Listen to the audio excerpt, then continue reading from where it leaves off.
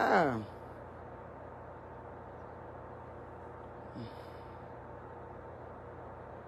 Gbogbo ẹ̀yin tẹ́ ń pè mí. Tẹ́ ń send fídíò tí Alfa Legba tún ṣe. Tẹ́ ń send ẹ̀ sí mi.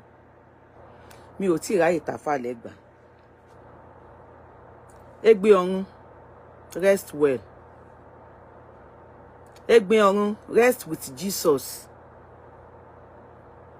Ìwọ àti àwọn tó kù ẹ jọ pàdé lẹ́sẹ̀ olùgbàlà yín. EGBIN ORUN will never go to Àlùjọ́nnà. Alfa Legba, ó mọ̀ ni. EGBIN ORUN ò lè wà Àlùjọ́nnà láyéláyé. Paradise ni EGBIN ORUN máa wọ̀. Ilé ológo ó ní EGBIN ORUN máa lọ. EGBIN ORUN ò ní wọ Àlùjọ́nnà. So stop disturbing yourself. Wípé EGBIN ORUN ò ní r'Àlùjọ́nnà wọ̀, òótọ́ ló sọ. Well, how will EGBIN ORUN go to Àlùjọ́nnà? EGBIN ORUN ò lè wọ Àlùjọ́nnà. Paradise ló máa wọlé ológo pẹ̀lú Jésù ẹ̀. People are saying you have come out again. Ó tún ṣépè. Ẹ̀yin tẹ́ ń pè mí. You don't expect nǹkan tí kéèyàn fún yín ní nǹkan tí kò ní. So you expect Alfa Legba to give you peace. Where is the peace? Even Alfa Legba don't have the peace you expected from him. He will continue. That is who they are. He will continue. Alfa Legba. Ayé Murphy Afolabi. Bẹ̀tẹ̀ mú Murphy Afolabi sọ́wọ́ náà nìyẹn. EGBIN ORUN ló tún kàn. Ẹ̀yin tẹ́lẹ̀ mú òkú dá níbẹ̀ yẹn. Wàhálà inú òbí mi mọ́. So if anybody is expecting Alfa Legba to keep quiet or to give peace, you are just wasting your time. You are wasting your time. Expecting for peace from the person that don't have peace. O kàn waste the time any. Alfa Legba will not give peace. He can where very peace yẹn. O mama continue láti máa bú EGBIN ORUN for life ni. That is who they are. Bí wọ́n ṣe rí gan-an nìyẹn. That is the symbol of who they are. Obìnrin yẹn mùsùlùkùnù ní, ṣàgànàṣọ́nù ní, ṣìgànàṣọ́nù ní. That is when you máa ranjú nìyẹn. Wọ́n máa fẹjú ni. Àwọn PA Ọlọ́run, wọ́n máa ranjú ni. Mùsùlùkùnù ní, ṣàgànàṣọ́nù ní, ṣìgànàṣọ́nù ní, àgànàgànà ní. That is who they are. EGBIN ORUN ò lè wà Àlùjọ́nnà. Gbogbo ẹ̀yin tẹ́ ń bínú pé EGBIN ORUN ò ní wà Àlùjọ́nnà. Ẹ má bínú. Whenever you see post that say EGBIN ORUN ò ní wà Àlùjọ́nnà, ẹ sọ fún wọn pé it is true. EGBIN ORUN ò lè wà Àlùjọ́nnà láyéláyé. Paradise ló máa wọ̀. Pẹ̀lú Jésù olùgbàlà ẹ̀. Àtàwọn Christian tí wọ́n ti lọ. Gbogbo ẹ̀yin Christian tẹ́ ti lọ ẹ̀ ní wà Àlùjọ́nnà, including my mother. Ìyá tèmi náà ò lè wà Àlùjọ́nnà. My mother is a Christian. Kò ní wà Àlùjọ́nnà láyéláyé. Paradise ló máa wọ̀. Ilé ológo. Ilé aláyọ̀. A ó pàdé lẹ́sẹ̀ Jésù. A ó pàdé lọ́dọ̀ Bàbá. A ó ríra wa. A ó yọ̀ mọ́ra wa. Jésù ni yóò ṣe alága wa. Gbogbo ẹ̀yin Christian, ẹ pàdé lẹ́sẹ̀ Jésù. Ẹ máa ríra yín. Ẹ máa yọ̀ mọ́ra yín. Ẹ jọ máa wọlé ológo pẹ̀lú Jésù tẹ́ gbàgbọ́.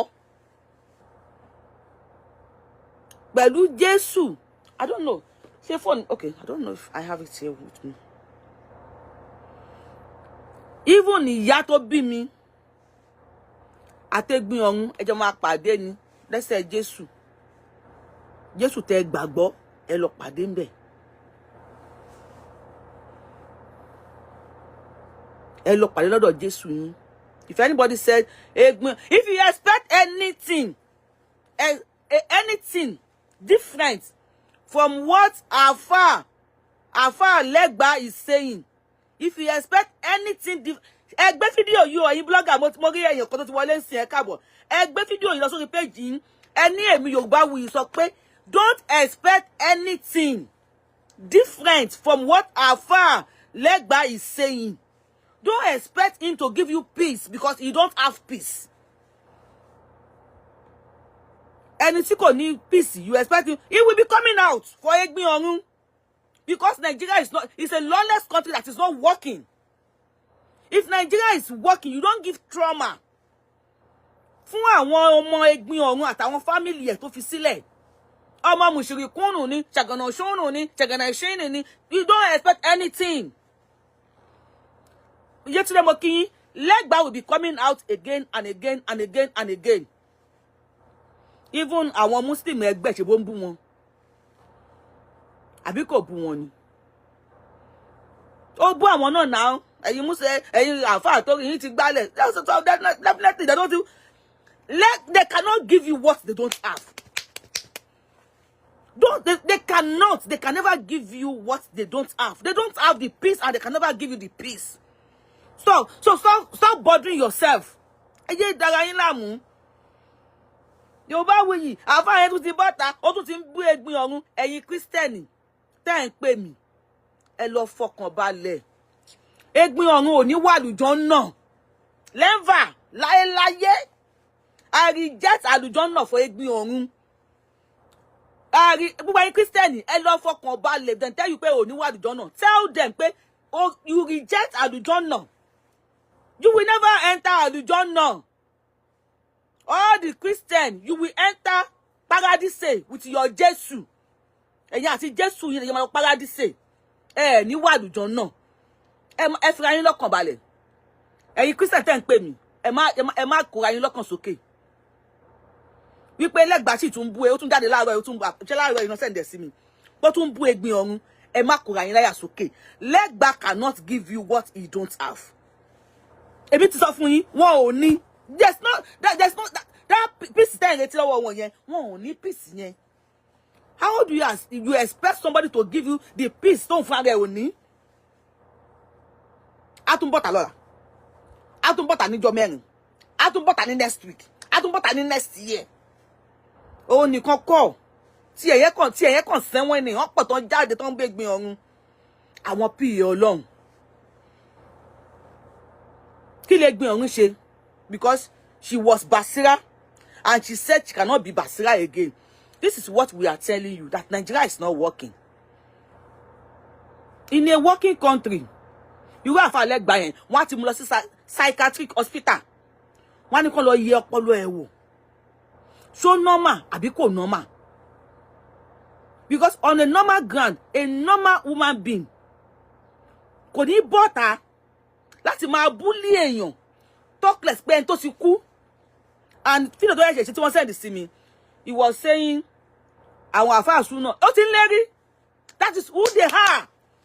Ó ti ń lérí. Ẹni tó bá bá àwọn àfáà súnà ó máa ṣe kinní kan ni. Ìlérí yìí ni wọ́n ní nǹkan. Wọ́n máa lérí gbogbogbogbogbogbogbogbogbò. Epo di 1,000. EGBIN ORUN ò ní bá yín epo 1,000 nísìn. Bóyá 40 years náà pé EGBIN ORUN àbí 42 years. She came. She fought. She won. EGBIN ORUN came, fought, conquered. She won and she left. Kakula ọmọdé kò yẹ ni ó sàn jù ká dàgbà ká má ládìyẹ ìrànà lọ. EGBIN ORUN kú as a Christian. And how does that gbé wàhálà dé? Báwo ni ẹ ṣe fa èpè? Báwo ni ẹ ṣe fa wàhálà? Because this is who they are. Their definition. They have nothing than that. Èpè ni. Wàhálà ni. Bílísì àgbákò. You don't expect something different. Ẹ̀yin Kristẹni, ẹ lọ fọkàn balẹ̀. Whenever they tell you pé o ò ní wà àlùjànnà, tell them say you reject àlùjànnà.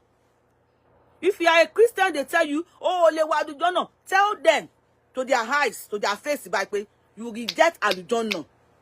you will enter paradise with Jesus. Ẹ jọ pàdé pẹ̀lú Jésù yìí tẹ́ ẹ mọ̀ ní paradise. Ilé ológo, ilé aláyọ̀.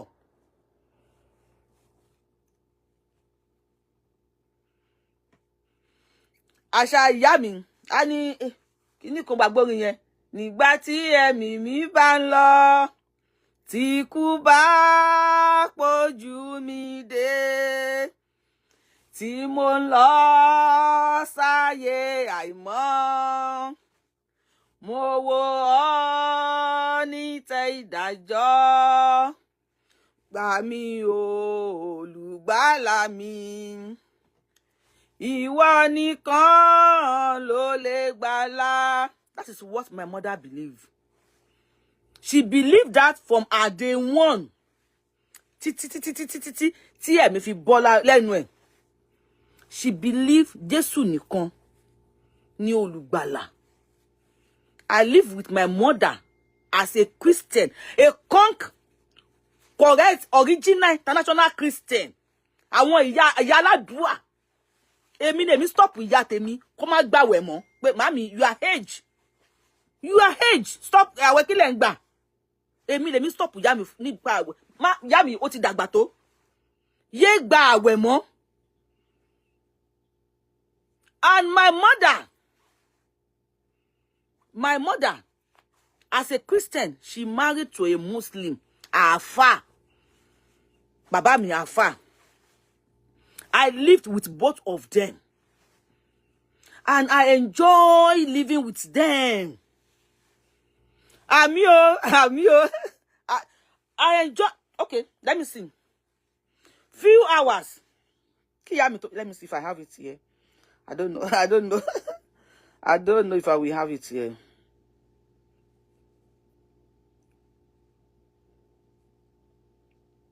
Few hours. Kíyá tó jáde láyé. Ọ̀rọ̀ mi tọ́pẹ́ ó jọ pẹ́ lọ.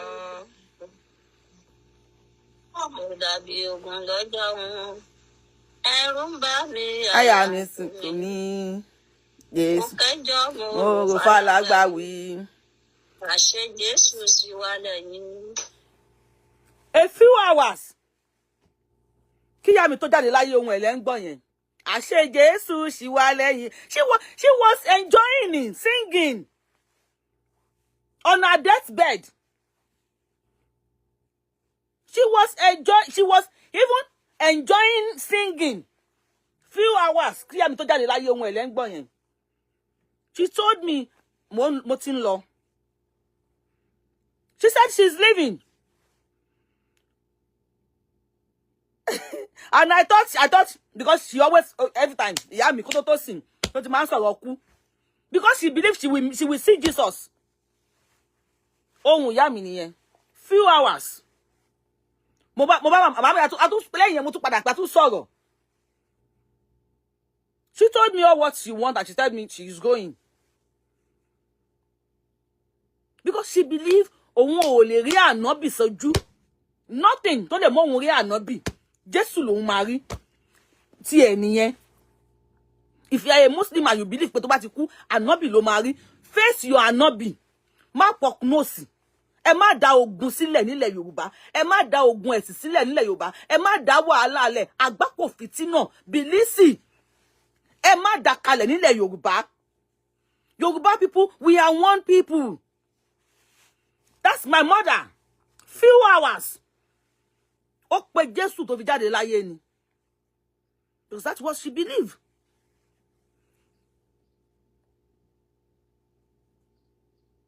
So you want ẹ̀gbin ọ̀run to enter àlùjànnà? How báwo ṣe máa pín tán ajá tó máa kan lè mọ́mù? How do you expect ẹ̀gbin ọ̀run to go to àlùjànnà? Ẹ̀gbin ọ̀run ò ní wà àlùjànnà láyé. Even me, I reject it for ẹ̀gbin ọ̀run to wà àlùjànnà. I rebuke it. Ẹ̀gbin ọ̀run ò ní wà àlùjànnà láyé. Ẹ̀gbin ọ̀run never in your life ò ní wà àlùjànnà. Ọlọ́run ò ní jò wà àlùjànnà. Jésù ò ní jò wà àlùjànnà. Tó bá ti wà àlùjànnà ó ti ṣìnà nìyẹn. Jésù ò ní jò wà àlùjànnà láyé. Please, in comment section bá mi rebuke ẹ fún ẹ̀gbin ọ̀run never ò ní wà àlùjànnà. Wàá lọ wọ paradise pẹ̀lú Jésù. Wàá lọ wọlé ológo pẹ̀lú Jésù. Ò ní wọ àlùjànnà. Never. never tó máa wà àlùjànnà ilé ológo ni wàá lọ paradise ni wàá lọ wọ̀. ẹ̀yin kí ni fáǹsì Egbin Orun tẹ́ ń pè mí ẹ lọ fọkàn yín balẹ̀. Keep on praying for Egbin Orun. Kó rí Jésù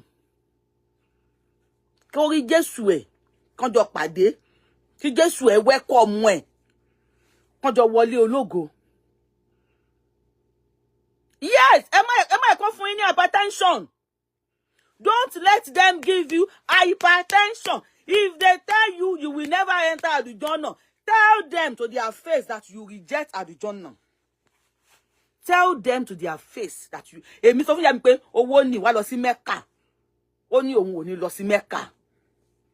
Ó ní kò sí tó lè gbé òun lọ sí Mecca. When I was a Muslim, màmí ẹ wá lọ Mecca àjìrè, ẹ wá lọ sí hajj. Tí màá wá ṣọmọ ọ̀dọ̀ nílùú òyìnbó, tèmi ti fẹ́ rán ìyá mi lọ sí Mecca. Mi tí màá wá ṣọmọ ọ̀dọ̀ nílùú òyìnbó. Hajj ni ẹ wá lọ, and she said never. She will never go to hajj. She will never go to Mecca.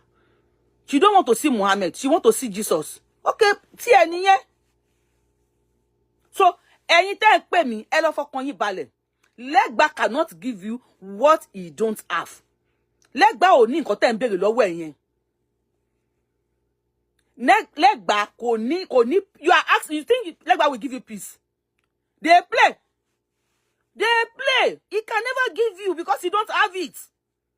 He don't have it. If you are a Christian and so anybody tell you, Niwa àlùjànnà, say it to their face that you reject that àlùjànnà.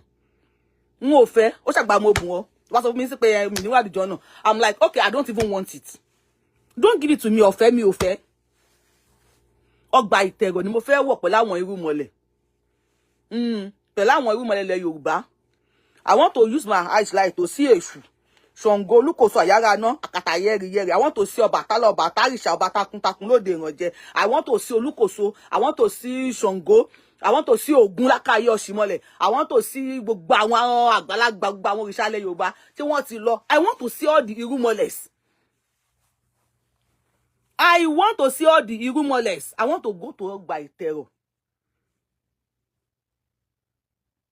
Wọ́n ní èèyàn mi fẹ́ dárúkọ ẹ̀. Àbúrò Egbin Orun kan wọ́n ló ń sunkún. Why are you crying? Why? Mo fẹ́ rí Yemọja, God bless you. Yemọja Yemọrọ̀. Àwọn ìyá mi àjẹ́, mo fẹ́ rí wọn. I want to see all of them. Bí Ṣàngó ṣe rí ìgbà tó wá sáyé. I want to see him. Ògún lákàyè Ọ̀ṣìmọlẹ̀, God bless you. Mo fẹ́ rí wọn. Bá mi kọ àwọn òrìṣà wa, bá mi kọ síbẹ̀. They say we have over over 4,000 irúnmọlẹ̀. I want to see all of them. All the Oṣó, all the àgbàlagbà tí wọ́n ti lọ nílẹ̀ Yorùbá. I want to see them. I want to see Baba Awólọ́wọ̀. Fẹlá Aníkúlápó Kútì. All those people tí wọ́n ti ṣe dáadáa nílẹ̀ Yorùbá tí wọ́n ti lọ. I want to meet them. Ọya orí obìnrin afẹ́fẹ́ ṣe mo dúpẹ́. I want to see Ọ̀ṣun Ṣẹ̀ǹgẹ̀ṣẹ̀ olóòyà ayùn. Awẹ́dẹ́ bí ẹ ń wẹ mọ́. All those people, I want them in ferry. My mother want to see Jesus. Okay, let her go with Jesus. God bless you. Reject àlùjànnà in your life. Anywhere you see them, they say you are not going to enter àlùjànnà. Tell them you reject the àlùjànnà for them. We don't want your àlùjànnà. Keep your àlùjànnà to yourself. Ẹyẹ ni èèyàn lára. Ẹyẹ ni àwọn èèyàn lára. Ẹyẹ fi ayé ni àwọn èèyàn lára. Epo wọn. Kò sí nǹkan kan, kò sóúnjẹ nílùú. Ebi ń pa àwọn èèyàn. Ẹ ní kọ̀kọ̀ tẹ́ fẹ́ ṣe. I want to see òòṣà ńlá too o. Àwọn ọmọ òrìṣà ti wọlé. Ọlọ́run fẹ́ rí òòṣà ńlá. A fẹ́ rí òòṣà ńlá, fẹ́ rí Ọbàtálá, Ọbàtárìṣà. Ọba takuntakun lóde ìrànjẹ. Kúnmi àti Lísàbí, Kúnmi Àjàdí kò. Lísàbí o, agbóngbé àkàlà. Àwọn tá fẹ́ rí nìyẹn. Ẹ má ní wá lára mọ́, ojú wa ti là.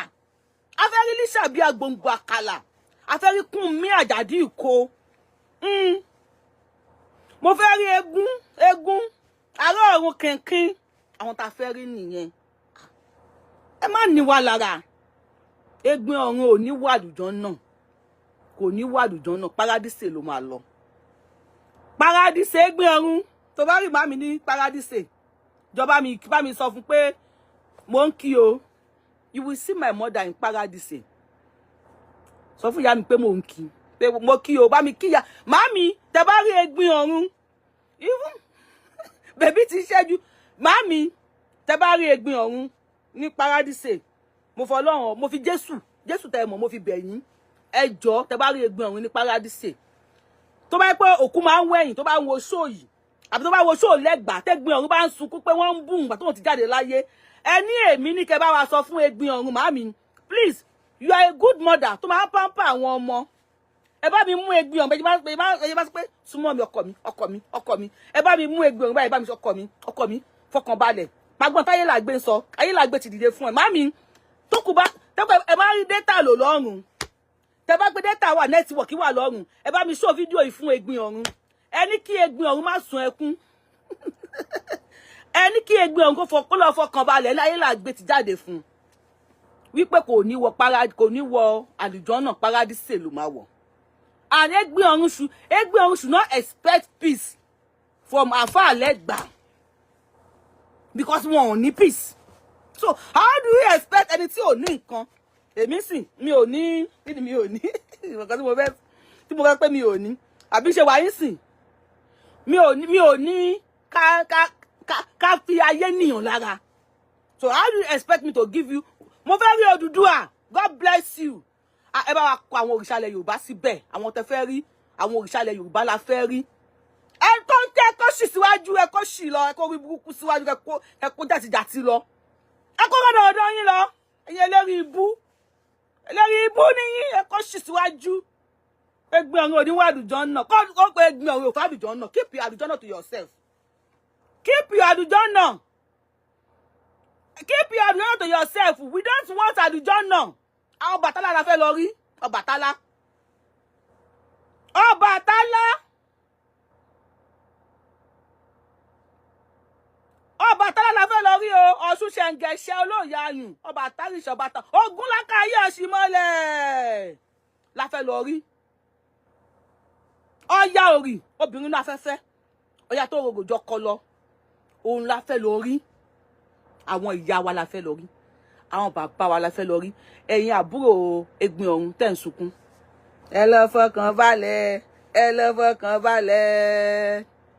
Me aláyí di yọ ya aláya. Ṣé mo sọ fún yín? Abu Sufyan ó ti wá síbi bí. Ẹ pé mi ò block ẹ. Abu Sofia ó ti wá. May Allah heal you. Allah cannot heal me. I don't need anything from Allah. Abu Sofia, I know. Even with their comments, you will know them. May Allah heal you. Even with their comments, Abu Sofia, you will know them. You will know them more. Abu Sofia, may Allah heal you. How can Allah heal me? If you are sick, you hear you go to hospital. You want to be able to tell you pass in Nigeria. Bag rice 80,000. Just gbádùn. Ìwọ go lálàáfíà. Oh, lálàáfíà. Èló ni epo? Èló ni epo nílé epo? Èló ni wọ́n ra epo, gálọ̀nù epo nílé epo? Petrol is 1,000 naira. Abu Sofia kò sá bá àlàáfíà. Àlàáfíà ò sí lára ẹ̀. Àlàáfíà kò sí ṣíṣì. Ṣíṣì báyìí, ṣíṣì àlàáfíà kò sí lára ẹ̀. Abu Sofia, oh, gbádùn, oh, lálàáfíà. How do I expect àlàáfíà from you? You want to need peace. You want me to expect peace from you? You don't have peace. You cannot give peace. The Christian, ẹ lọ fọkàn balẹ̀. Jẹ́ kí ọkàn ẹ kó balẹ̀. If you are oníṣẹ̀ṣe, if they are telling you you will not go to àlùjọ́nà, tell them you reject that àlùjọ́nà. You want to go to Ọgbà Ìtẹ̀rọ̀. Ọgbà Ìdẹ̀rọ̀, where you will find peace with your ancestors, where you will find peace with Ṣàngó, Olúkòso, Àyárà, Àkàtà, Yẹ́rìyẹ́rì. Tell them you don't want the àlùjọ́nà. You want to go to Ọgbà Ìtẹ̀rọ̀, where you will see Èṣù, Ọláolú, Ògiri Oko.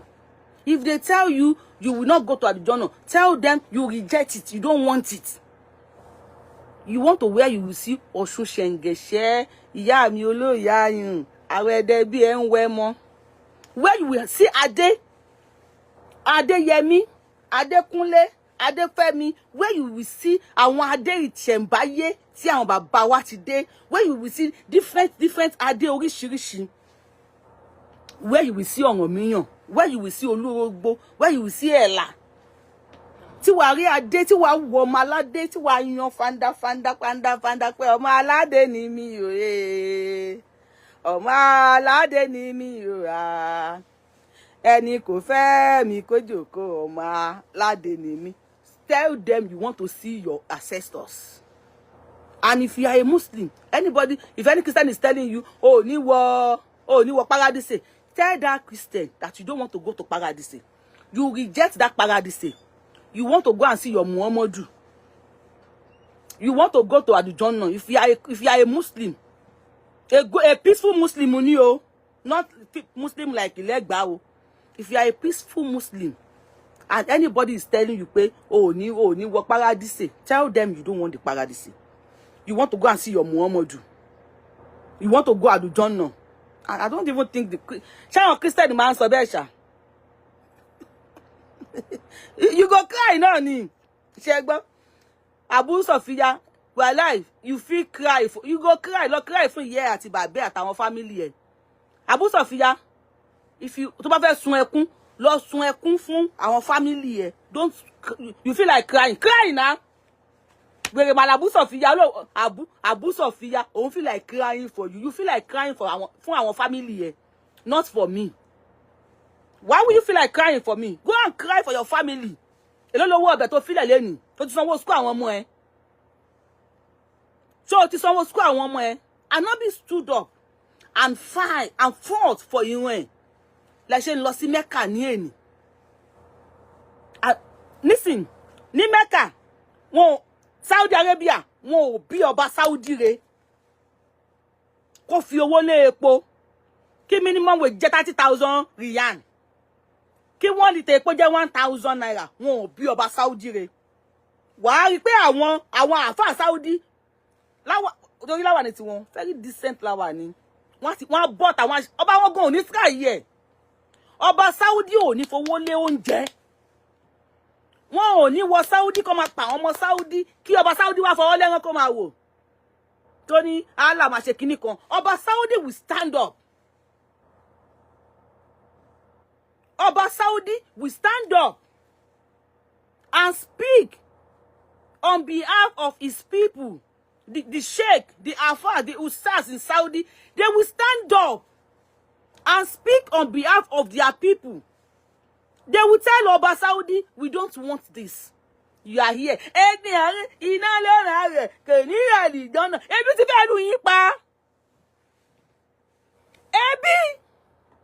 Cry for your problem. Tó ti fẹ́ bá ṣe jẹ́ Nigeria. Go and cry for that problem. Tó fẹ́ ṣe ti ẹlẹ́ṣẹ̀. Go and cry for your problem, not for anybody here. Oh, ìbá àwọn ọmọ Saudi ṣe ń fresh ni. Oṣooṣù. Ọmọ Saudi wo ló wá ṣiṣẹ́ Nigeria. Abu Sophia aláìní làákàyè. Aláìní làákàyè. Ọmọ Saudi wo ló wá ṣiṣẹ́ ní Nigeria. Tó bá ti ta epo. Oṣooṣù ni wọ́n fún àwọn ọmọ Saudi ní owó. Epo tí Saudi ní kò tó epo tí Nigeria ní. Oṣooṣù ní Nigeria ń rẹ́mì ti gbèsè. Àwọn jẹ gbèsè lórí epo, àwọn jẹ gbèsè lórí epo, àwọn jẹ gbèsè lórí epo. You are not ogo ọ̀dọ́ Yorùbá ẹ káàbọ̀. You are not there to stand up for your people. No light. Ẹ tó ṣe show, inú ogun ló ti ń ṣe show. Kíní kan níwà méjìlí kúnà ṣàkóso ṣúnà ṣìngìdì ṣínà ṣọgọlọ dọ́ngọ̀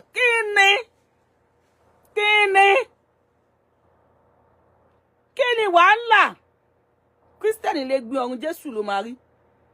Jésù lè gbin ọ̀run máa rí. Jésù ò ní rí Allah, kò ní wà lùjọ náà.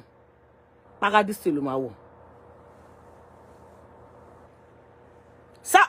Tó máa bí yín dáadáa. Tẹ́ bá mọ̀ pé lóòótọ́ wọ́n bí yín re. Ẹ lọ kẹnu sí ọmọ Saudi obìnrin kẹlẹ́ fẹ́fẹ́. They play. Igi náà máa fi lé yín. Mélòó nínú yín ló fẹ́ ọmọ Saudi lóbìnrin? Ṣàgànà ṣúṣù, ṣàgànà gẹ́ngẹ́n. Mélòó tẹ́ bá tó bẹ̀ ẹ lọ Saudi. kẹ́ bá ọmọ wọn sùn orí yín fẹ́ú orí yín báyìí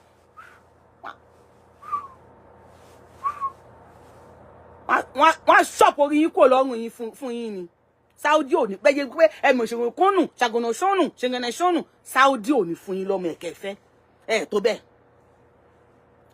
bẹ́jẹ̀ wá kejì kúnnù ṣọ́n àfàlẹ́gbà tán bá bí ẹ̀dá lọ Saudi kó lọ lídìí irun ní Saudi aláwákíwá kó wá bọ́ sí múbàrí kó ló ti ké gbogbo ayé yìí ó fẹ́ lídìí irun fún Saudi tó bá ní ra ẹ lókun kó lọ jù ẹ́ sínú ibì kan. Why are you like this? Let the Christian breathe.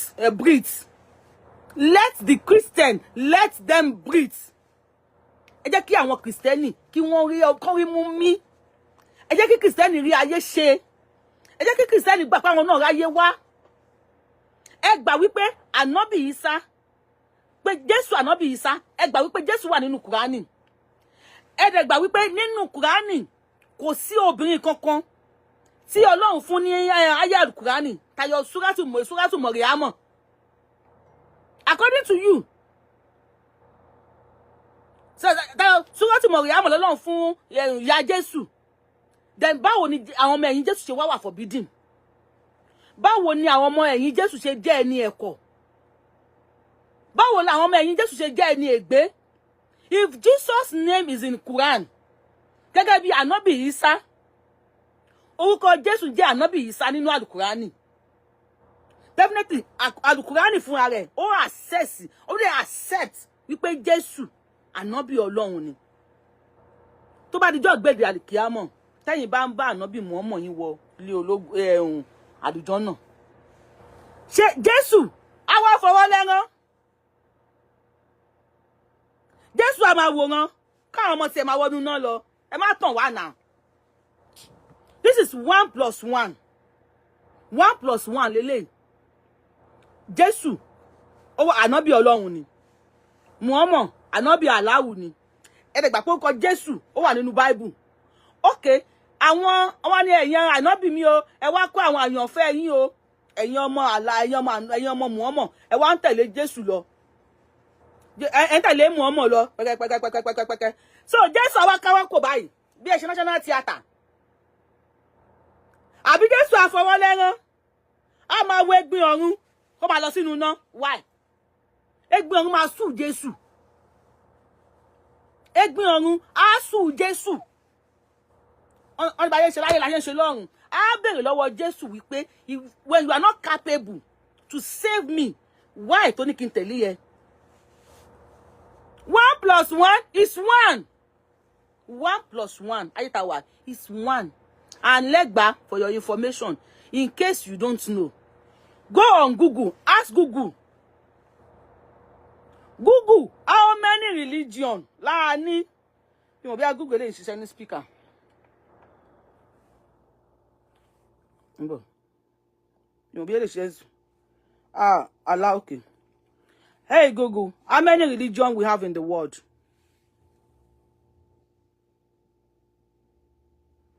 According to Wikipedia, according to some estimates, there are roughly 4,200 religions, churches, denominations, religious bodies, faith groups. Otito. Ṣọgbà 4,200 ẹ̀sìn ló wà lágbàáyé.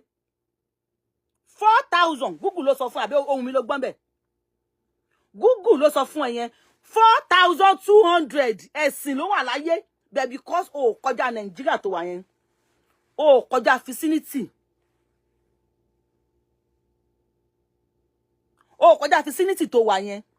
That vicinity tó wà yẹn. Kọjá. We have 4,200 religion. Show me where we can find Ànábì Muhammad inside Bible.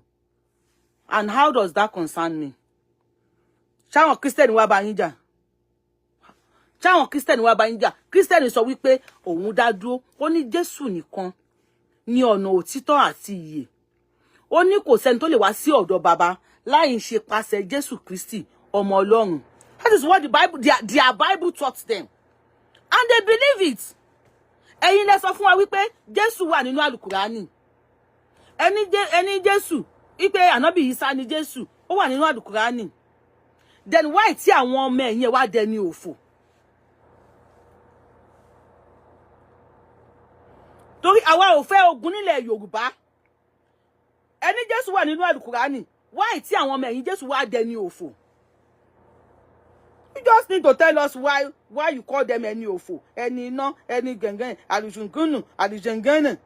Just tell us. Why? How do they become any òfò? How do they become any no? Oni.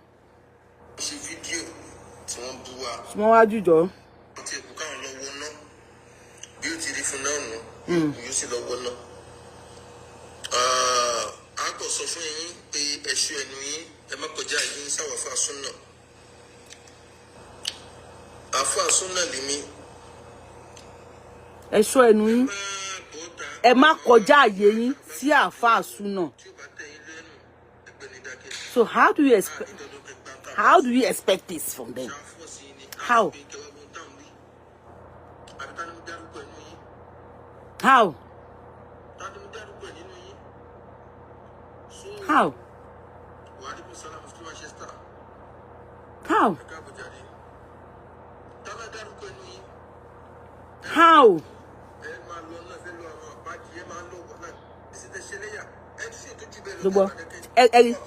You see ìlérí? Ìlérí on my lérí ni.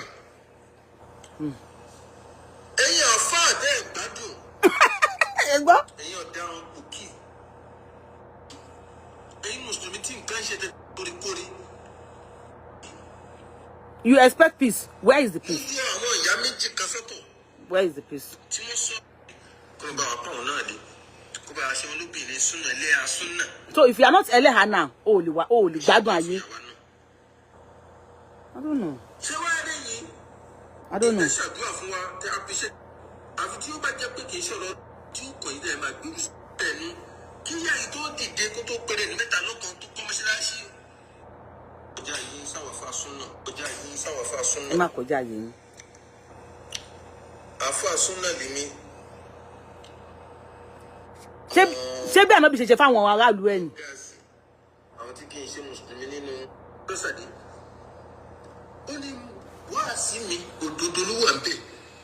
Ó ló gbòdì lára ọ̀pọ̀lọpọ̀ àwọn èèyàn. Ó máa gbòdì. Ntọ́lọ́run àtànábì wí lẹ̀ ń wí fáyé. Ẹ sọ ohun tí Ọlọ́run àtànábì wí fún àwọn tí wọ́n gbà nípa Allah yín àti ànábì yín. Ẹ jẹ́ kí àwọn Christian let them breathe. Please. Afa Legba, I know you cannot give peace. I know. Because you don't have it. You don't have the peace, so I know you cannot give it. But please, let the Christian, let them breathe. Ejo, let them breathe. Wọ́n wò yín pé àbúrò ẹ̀gbin ọ̀run kan, wọ́n wò yín ẹkún tí gẹ̀yẹn ń sùn. Kí ló dé tó ń sunkún? And I'm very sure, Muslim nìyẹn náà tẹ́lẹ̀ o. Now, òun náà máa move nísìn. She will move. Àbúrò ẹ̀gbin ọ̀run tó sọ pé ń sunkún yẹn, wọ́n ní Mùsùlùmí lòun náà. Even wọ́n ní ìgbàgbọ́ ẹ̀gan ó ti ń pé chẹ́sìn tó máa ṣe lélẹ̀, òun náà tún máa -1. Ànábì afẹ́ ìlú yìí pa. Ẹ̀yin àfà Nàìjíríà, Ànábì Muhammad, àná. Ṣége sí yín lára ń dọ̀gbẹ́dẹ̀ àlìkìyàmọ́, ẹ bá mi kọ́ tiẹ̀. Ànábì afẹ́ àlù yìí ti yán ata. You know why? Because ẹ̀sìn tó ń filẹ̀. Pé kẹ́ máa káwọn Yorùbá àwọn Yorùbá sí, ẹ máa dà wọ́n gọ̀ṣúgọ̀ṣú sí. Àwọn ẹ̀sìn yẹn gangan, ẹ̀yin lé àwọn èèyàn kúrò ńbẹ̀ ni. So ẹ máa ready kún mọ́ gbóngbó báyìí. Ànábì máa sọmọ yín lọ́rùn ní pẹ́ù. Ẹ máa dún bọ́. Ẹ máa kẹ́yìn. Ànábì afẹ́ lù yín pa.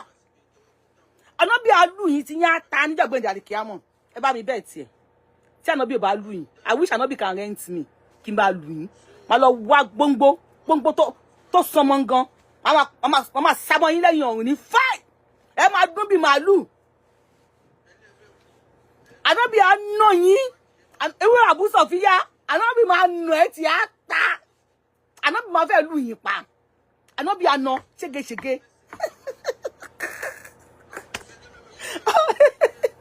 Ànábì á nà ṣégeṣége sí lára ń jọ̀gbẹ́dẹ̀ àlìkìyàmọ́. Ẹ fi àwọn èèyàn sílẹ̀. All we need in Generally, all we need generally in humanity, we need peace. This law, this word, ayetawayi, peace la need. Oyesi, I not been doing the in gates. Can I not be so funny? Only care pay ìpèsè. Only care pay ìpèsè ohun. Shall you pay ìpèsè? You think Omo Egbin Orun will see this and follow that religion? Omo Egbin Orun will japa. Omo Egbin Orun ò ní ṣẹ̀sìn yẹn.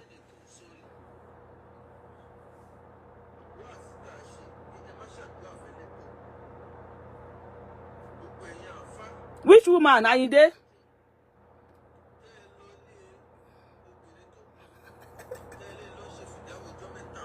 Anabi. It's a way. Anabi ma fẹ́ lu yín pa. Ẹ fi ẹni tó bá ti ṣe ẹ̀sìn ẹ fi sílẹ̀. Just leave them. Leave people. Let them breathe. Ẹ wo ye èèyàn tí àwọn boko ń pa ní ojoojúmọ́ nílẹ̀ Yorùbá. FBI Ayinde. Oh, BK. So you expect Ayinde to give peace? Ayinde, you expect BK, you expect Ayinde to give peace in the comment section? Where? People Ayinde to very peace. Go back peace love àwọn bàbá. And you expect him to give peace? Could they give way? Ayinde continue mo comment here mi sọ̀rọ̀ ni. Anobi a fẹ́ lu ẹ pa. Njo gbe ndali kiamo. Anobi a lu sandoro sí yín lára. Otide. Ajanosi Ismail. Ajanosi. Enemy of Islam. Wo. Njo gbe ndali kiamo. Tí Anobi yín, if truly. Ó wà o. Njo gbe ndali kiamo. Tí Anobi yín bá rí mi, he will appreciate me. Ajanosi. Tí Anobi tó bá rí mi njo gbe ndali kiamo. If truly we go see ourselves, Anobi will appreciate me. Anobi will be so happy. You be wo ọmọbìnrin yìí èèyàn dáadáa ni ẹ́. Èèyàn gidi ni ẹ́. Bet ẹ̀yin kún mọ́ báyìí. Anobi a dá yín ní kún mọ́. Anobi a bá sí ma kó yín ní kún mọ́ lórí ní gbagba. Tẹ́ bá ko jí ba ní no kiru àti no kara bí kí no pé wọn àwọn màláíkà méjì yẹn. Wọ́n mú orí yín báyìí. Wọ́n papọ̀ báyìí. Wọ́n sọ yín pow. Wọ́n fẹ́ lu yín pa. Mo wish ka no bi rent mi pẹ̀lẹ́ tó máa nà yín jọ yẹn. Mo jọ máa nà yín ni. Anobi ni ẹ pé ìpè sí ẹ̀sìn. Ṣé ẹ ń pé ìpè sẹ́sìn lélẹ́yìí àbí ẹ ń lé àwọn èèyàn kúrò nínú ẹ̀sìn? No. 1 + 1 is equal to 1. Ayé ta wà yìí. 1 + 1 láyé ta wà yìí is equal to 1. Anobi ló ní ẹ pé ìpè sẹ́sìn. Bí Egbin Orun ṣe kú yẹn, tẹ́ mọ̀ pé Bàsírá ló ń jẹ́. Kò ṣe Islam tó fi kú. Jésù ló tẹ̀lé Anobi Isa. Tẹ́ bá fẹ́ sọ̀rọ̀ nípa ẹ̀. Ẹ sọ̀rọ̀ peace, bẹ̀tẹ̀ ẹ ní peace. How do you sọ̀rọ̀ peace when you don't even have it? Ẹ sọ̀rọ̀. Tó máa mú àwọn tó ti fo fence. Àwọn tí wọ́n ti ṣáko lọ. Àwọn tí wọ́n ti kó nínú ẹ̀sìn. Tí wọ́n máa wò pé Àǹtí Bàsírá, ó dẹ̀ wá lọ di Egbin, ó wá di Christian. Jẹ́ kí n máa lọ kírun o. Stogafula, stoga. Àwọn míì á wá bá yín. Wo Ajanosi. Èèyàn tèmi fúnra mi tí mo kó sínú Islam. Èmi fúnra mi ò mọyé wọn. Yes, with everything. Lọ bèrè mi ní Ìjọra. Mo kó títí mo kó amúgbó.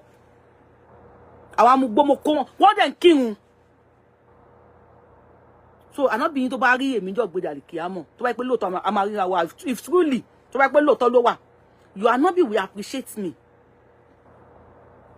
Ẹ pèpè sẹ́sìn. Ẹ bá àwọn èèyàn sọ̀rọ̀ kí wọ́n tẹ̀lé yín. Ẹ jẹ́ kí àwọn èèyàn nífẹ̀ẹ́ ntẹ́ gbé dání. Amẹ́ríkà tó tá wà yìí. Amẹ́ríkà ò sọ fún wa wípé òtútù Olúwa ó lè fọyàn lójú o, ooru Olúwa, oòrùn Olúwa ó lè yíyàn lórí o. Amẹ́ríkà ò sọ fún wa bẹ́ẹ̀. Tó bá kọ́ wá sí Amẹ́ríkà. Amẹ́ríkà ò ní sọ pé a máa wo Amẹ́ríkà tó ń bọ̀ yẹn a máa lu ẹ́ pa ni o. Wàá ṣiṣẹ́ 24 hours. Amẹ́ríkà ò sọ bẹ́ẹ̀. America máa pè ẹ́ sí ìlú wọn ni. They will show you what they have. Show people what you have. But kí lẹ ní tẹ́ fẹ́ fáwọn èèyàn, tẹ́ fẹ́ fáwọn èèyàn lẹ, tẹ́ ní náà lẹ ń fáwọn èèyàn yẹn. Somebody, I don't see. You are not chasing anybody out, and we don't force anyone to join. We only let people know reality. What is the reality? Reality of EGBIN. Yeah. I don't know. Bàbá kan lè ó dẹ̀ sọ fún wa. Ìjọ tí Mùsùlùmí ti ń kú, táwọn àfáà ń kú, ẹ dárúkọ pásítọ̀ kan tó bọ́ta tó wá lọ ilé àfáà yẹn tó lè ṣàdúrà fún. Ẹ dárúkọ pásítọ̀ tó bọ́ta tó wá fàdúrà ránṣẹ́ lórí social media sáàfáà àwa Mùsùlùmí kan tó jáde láyé. Ó dà kó má jẹ́ àfáà Mùsùlùmí tó kú, ẹ dárúkọ àwọn Kristẹni, ìjọ Kristẹni kan àbáwọn pásítọ̀ wọn tó wá bọ́ta tí wọ́n wá ń ṣe àdúrà bóyá àjọ àjọ kẹta àbíjọ kẹjọ àbógójì ọjọ́ àbọ́lọ́dún kan, ẹ dárúkọ èyí tó bọ́ta tó ṣe fáwa Mùsùlùmí. Ẹ lè rí tàbá ń ṣọdún léyá mọ̀ ń bá wa dá sí, wọn ò ní kí wa bá ń ṣe túnú àwẹ̀ wọ́n fi wálẹ̀ sórí owó wa. Kí ló dé tẹ́yìn Mùsùlùmí tẹ́ ẹ̀ gbádùn, ẹ̀yin olóríkórí Mùsùlùmí ọlọ́pọlọ dúdú, ẹ̀yin Mùsùlùmí tí nǹkan ṣe tẹ́tí forí gbálẹ̀ nílẹ̀ pẹ̀lú àwọn àfáà yín, àwọn olóríkórí àfáà, àwọn àfáà jagbajagba, àwọn àfáà wọlé àṣírí, àwọn àfáà rọ̀lẹ́ ayé. Gbogbo ẹ̀yin bloggers ṣẹ́nu ṣọ́ọ̀tì tẹ́ bọ́ta tẹ́ ń bú mi yẹn. Mo yọ àwọn ìyá méjì kan sọ́tọ̀ tí wọ́n sọ̀rọ̀ mi, wọ́n sì pọ́n mi lé. Ajá náà sì ṣó ti gbọ́. Ajá náà sì ṣó ti gbọ́. Ṣó ti gbọ́. Tẹ́ bá ń ṣe léyá àwọn pásítọ̀ kínkín.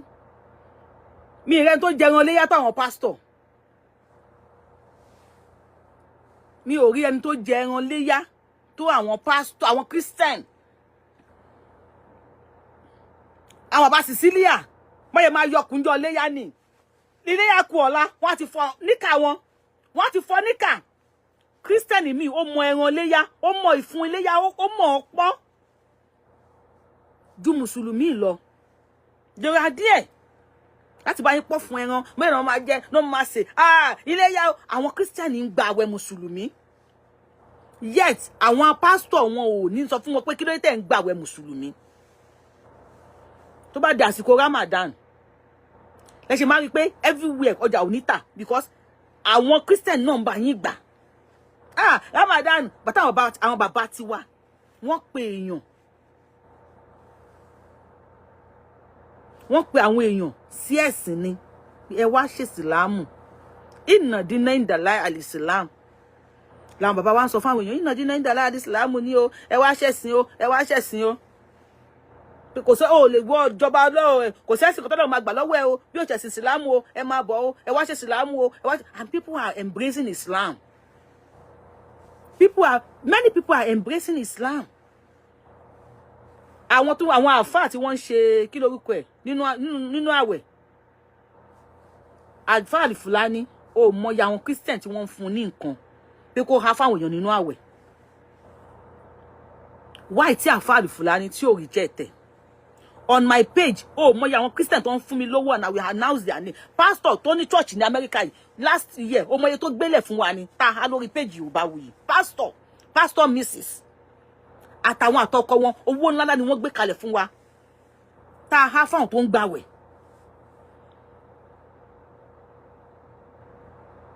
Àwọn Christian ń bẹ̀ mí ha ẹran léyá. Màá pa tèmi, ọkọ mi á pa fún bàbá mi. Àwọn yesta mommy ibo la wá gbé kíní sí wọ́n dẹ̀ ní wọ́n máa ọjọ́ yẹn wọ́n ò ní lọ síbi iṣẹ́, wọ́n ò ní lọ sọ́jà,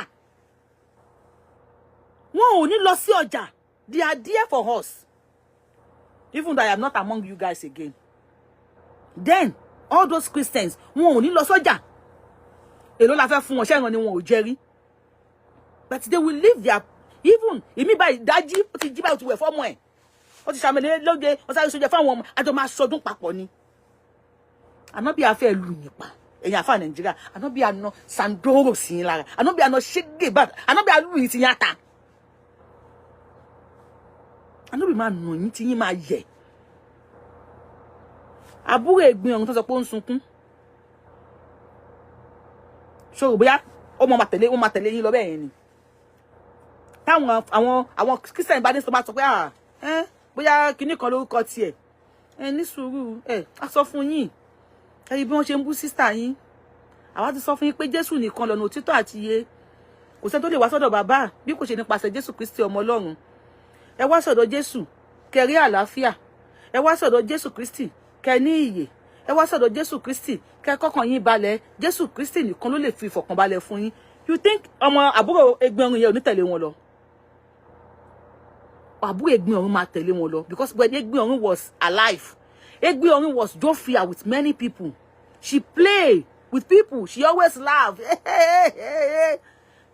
àbúrò yẹn wá wò wípé bàtà tí ń wà láyé ó máa ń bá àwọn èèyàn ṣeré inú ẹ̀ máa ń dùn kò kí ń bínú ó máa ń ṣe dáadáa pẹ̀lú àwọn èèyàn ẹ̀sìn báyìí dẹ̀ ló ń ṣe náà àwọn tí wọ́n fẹ́ jọ́ọ̀jì àwọn PA Ọlọ́run báyìí ni wọ́n ń sọ nípa ẹ̀ ẹ̀sìn báyìí náà ń ṣe ìwọ náà fúnra rẹ̀ 1+1 ajáná sí 1+1 is equal to 1 láyé táwa ìwọ fúnra rẹ̀ jọ́ọ̀jì ẹ̀ ibo ló máa gbà ẹ̀yin tẹ́ ń wò mí ẹ jọ́ọ̀jì ẹ̀ ibo lẹ máa yà sí if you happen to be family of Ẹ̀gbin Ọ̀run and this is happening 2 weeks k'Ẹ̀gbin Ọ̀run tó kú Ẹ̀gbin Ọ̀run ó ṣe àdúrà fún ìyá ẹ̀ kò ṣe in the pastor's way ó ní mùsùlùmí ni ìyá òun bá kú ó ṣe in an Islamic way ni àwọn àfà ló pè tí wọ́n jókòó tí wọ́n ṣe àdúrà fún ìyá Ẹ̀gbin Ọ̀run fídíò yẹn wà online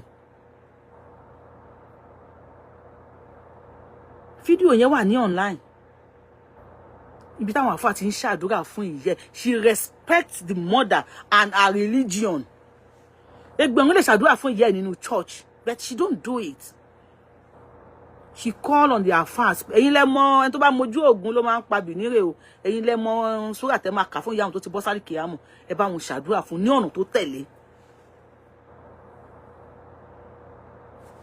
she respect her mother she respect that Islam Ànábì àná yìí ti yẹn ayé Ànábì alo rẹ́ǹtì àwọn tó ní olùgbòrò ẹ̀mọ̀kọ́ tó ń jẹ́ olùgbòrò gbóngbó kún mọ̀ wọ́n ṣà máa dábò yín lórí ni wọ́n ṣà máa dábò yín lọ́rùn ni because 70% àwọn tí wọ́n ń ṣe Islam Nàìjíríà ní past 2 years I'm very sure pé ti reduce wọn sí 40% if not lesser than that especially lórí íńtánẹ́ẹ̀tì ṣé ọmọ Ẹ̀gbin Ọ̀run á gbọ́n tẹ́ ẹ̀ ń sọ nípa ayé yìí and you think àwa gbàgbé pé òun fẹ́ lọ kírun no never good morning Mr. Arugu bàbá mi ẹ káàbọ̀ sà never ọmọ Ẹ̀gbin Ọ̀run ò lè ṣe bẹ́ẹ̀ and fún ẹ̀dá ẹ̀ṣẹ̀ ń wọlé let's listen iye ẹ̀sìn tó wà láyé ẹgbẹ́ fóònù yẹn jẹ́ ká lọ sí Google. Hi Google, how many religions we have in the world? According to Population Education, the 4 largest religions in the world, while there are around 10,000 distinct religions in the world, over 3/4 of the global population adheres to one of these 4: Christianity, 31%, Islam, 24%, Hinduism, 15%, and Buddhism. Let's go. But our Christian tó wà in the world, according to kini gan, wọ́n ju Muslim lọ. Ẹ̀gbin Ọ̀run ní sùúrù Google, how many total religions do we have in the world? Oh. Hey Google, how many religions we have totally in the world? According to Population Education, while there are around 10,000 distinct 4,200. And that's what I tell you. Hello Google, how many religions we have totally in the world? According to Wikipedia, according to some estimates, there are roughly 4,200 religions, churches, denominations, religious bodies, faith groups, tribes, cultures. How many logba? ALFA. How many lessons to gbọ́ lẹ́nu Google? Ẹ̀sìn tí Google lè calculate tí wọ́n mọ̀. Tí màwọn tí ò tí jáde o, ẹ̀sìn tí àwọn tó sì lè kà 4,200. The last time I checked, that was last year, was 4,000. 4,000, only over 4,200. Ní àwọn tí wọ́n recognize lọ́wọ́lọ́wọ́ báyìí. Ẹ̀sìn tó wà recognize now is 4,200 ẹ̀sìn. Now tell me, Ọlọ́run ẹyọkan, gbogbo wa bí pé Ọlọ́run ẹyọkan ló wà fún the people are saying Ọlọ́run tàwọn kì í ṣe Ọlọ́run tiyín. Let's assume pé we have, ká má pè ní Ọlọ́run, we have one creator. Èyàn ẹyọkan, let's say we have one creator. Kí ló máa ń pè creator ní Yorùbá? Olùdá. Let's assume we have one olùdá ayé tó dá gbogbo ayé. Why tí olùdá yẹn tí ò dá gbogbo wa pé ká ṣe ẹ̀sìn kan? Why are we all not Muslim? Why are we all not Christian? Why are we all not Hindus? Why are we all not oníṣẹ̀ṣe? The recognized ẹ̀sìn tí àwọn èèyàn recognize nísìn is 4,200. Please, somebody said olórí burúkú ni Allah àti Muhammad. Please don't say it. Don't say olórí burúkú ni Allah àti Muhammad. On my page, I don't discriminate. Ẹ má pè Allah lólórí burúkú, ẹ má pè Muhammad lólórí burúkú. Because I will not allow the Muslim láti bú ẹ̀sìn tiyín. Ẹ má bú táwọn náà gbàgbọ́. Let peace reign. Ẹ jẹ́ kí peace kó reign. Don't put that on my page, please. I am sorry. I don't discriminate on my page. Mo fẹ́ pe àwọn èèyàn sínú peace, not sínú ẹ̀sìn. I want people to come into Jimba Eshemokiyin, Cherry Muslim kan lele. Musa Ayinla, only thanks so much, beautiful soul. I just want people to come. We have peace. We live in peace. We live in harmony together. Let us live together in peace. Let peace reign. If a Christian is going to church, let him or her go to our church in a peaceful way. Tí Christian bá kú, kí àwọn Christian lọ síbẹ̀, kí wọ́n lọ sìn, kí wọ́n ṣàdúrà fún. If you are a Muslim and you are able to pray for him or her, do so. And if you don't want to pray, keep your prayer to yourself. Nobody needs your prayer. Keep your prayer to yourself. No Christian will go to Arijona. All the Christians will go to Paradise, or Jesus, and Lord walk by terror. 4,200 ẹ̀sìn. Ni recognize one, tí wọ́n ti mọ̀. Tí mà wọ́n tí wọ́n ti mọ̀ o. So why? Why? Kí ló ṣe tí olùdásílẹ̀ ayé tí ò dá gbogbo ayé ní ẹ̀sìn ẹyọ kan? Kí ló ṣe kò dá gbogbo èèyàn ní ẹ̀sìn ẹyọ kan pé the same way ní kẹ́ máa yin òun? Why tí ò ṣe bẹ́ẹ̀? Ó bí ọmọ 4,000 èèyàn mélòó wà ní gbogbo àgbáyé? Ó bí ọmọ bí kíní kan billions èèyàn tó wà láyé, and you expect them to be going one way. How do you expect that? What to be mẹ́fà gan, because you are a lawyer, you want all your children to study law. O think po ma possible? Why ti teacher ṣe ń bí ọmọ tó ń ṣe carpenter? Teacher máa bí ọmọ lọ ṣe carpenter.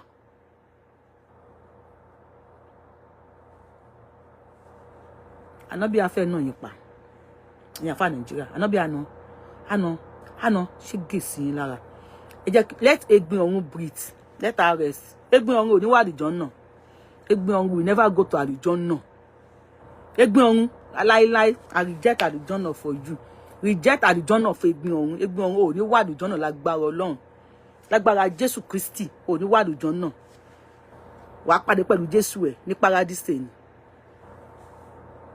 Paradise ló máa wọ̀, ò ní wá Arijona. Lie, I reject Arijona for you. So wọ́n sì pọ́n mi lé. Ìkan pọ́n mi lé nínú àwọn ìyá náà. kí ló dé? Kí ni wàhálà? Ó sì wọ́n ṣe sáà sí pè mí ọ́ pè ìyá náà. Kí ni wàhálà? Ó pọ́n mi lé nínú ọ̀rọ̀ wọn. Àmọ́ tí ò yé wọn àti là á yé wọn. àti ṣàlàyé fún ẹ gbọ́ bó ti rí nìyí. báwo ló ṣe rí ṣàlàyé fún wa. a lè máa yájú sírú wọn bí ìyá náà ni wọ́n jẹ́ fún wa. Ọlọ́run tún bàbá aṣẹ́rí ṣemọ́lá alágbòye obìnrin alágbòye ẹ̀sìn bá wa fàgbóyé bá fi ṣe sàárà fún wọn. kó bá wa dúró tì wọ́n. kí ló ń jẹ. kó ló ń wọlé àpọ́nlé tó ṣe fún wa kéèyàn ṣàpọ́nlé àfáà súnà nínú iṣẹ́ olóore ni kó ló ń bá wa pàwọn náà lé kó bá wa ṣe wọn lóbìnrin súnà ilé asúnà. ó ṣàdúrà fún ìyàwó náà. oníṣẹ̀ṣe ẹ̀ níwádùújọ́ ọ̀nà ọgbà ìtẹ̀rọ̀ lẹ́ máa wọ̀. tẹ́ ẹ bọ́ọ̀tà tẹ bẹ̀rẹ̀ sí ní bèbí kí lẹ mọ̀ nípa ẹ̀sìn.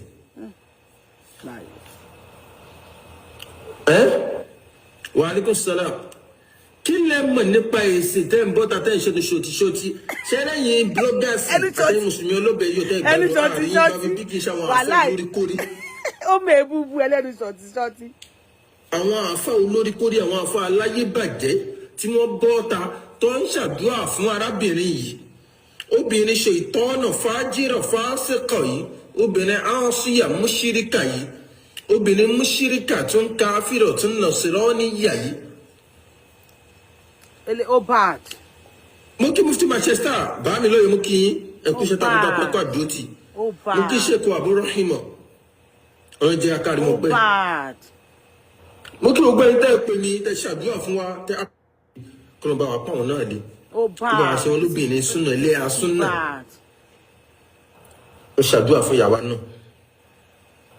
Awawasi ṣọ́ọ̀ṣì wà ń bẹ̀. Awawasi Ismail, are you there? Ṣọ́ọ̀ṣì wà ń bẹ̀. Tí Egbin Orun bá jẹ́ sister ẹ̀, àbó jẹ́ relative ẹ̀, kó wá kú gẹ́gẹ́ bí Mùsùlùmí. Kí àwọn pastor wá bọ́ta. Àwọn pastor kó máa wá sọ báyìí nípa sister ẹ̀. Àbí kó jẹ́ ìyá tó bí ẹ lọ́mọ. Awawasi Ismail ṣó wà ń bẹ̀. Because bí Islam wọ́n ní quotation láti defend ẹ̀sìn wọn pé iná dínà ìdá lára Islam nìkan lọ́nà. The same way àwọn Christian náà ní pé kò sẹ́ni tó lè wá sọ́dọ̀ bàbá bí kò ṣe nípasẹ̀ Jésù Kristi ọmọ Ọlọ́run. Afa Ismail, are you there? Kí àwọn Christian wá Egbin Orun jẹ́ màmẹ́ wọn pé little children ló fi sílẹ̀. Kí àwọn Christian wá bọ́ta ọmọ wọn sọ pé Jésù nìkan ló títọ́ àti iye kò sọ tó lè wá sọ́dọ̀ bàbá bí kò ṣe nípasẹ̀ Jésù Kristi ìyá Ismaila tó kú ó máa ṣe kíní kan ní ẹni ègbé ní ẹni ẹ̀kọ́ ní ẹni igbá ní ẹni àṣetánì ní kọ́ máa wá àlàkà ìyá tiẹ̀ báyìí.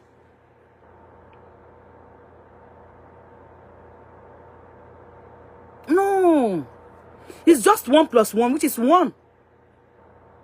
What you don't want others to do for you, please don't do it to others. Nǹkan tí o fẹ́ kí èèyàn ṣe fún ẹ, jọ̀ọ́ má ṣe fún ẹlòmíì. How will you feel? Awawasi Ismail.